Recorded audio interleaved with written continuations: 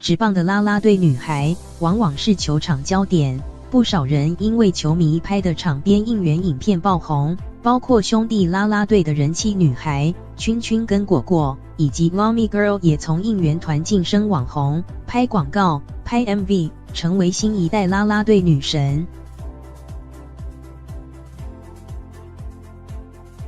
抱着吉祥物放送甜笑，和球迷来张合照，职棒球队啦啦女神，快闪百货涌入不少球迷朝圣，人气指数飙涨，全因为这个画面。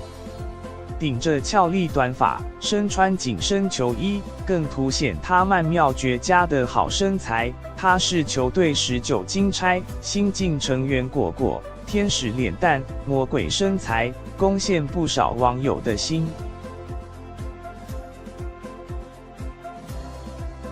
啦啦队成员果果，球迷虽然很冷静，但他们都有支持，我觉得很开心，同场加映。另一位啦啦女孩圈圈也不遑多让，好身材没再吝啬，左摇右晃，让球迷眼睛大吃冰淇淋，甜美笑容更让不少网友难以招架。她玲珑有致的身材更被封全身上下都是焦点。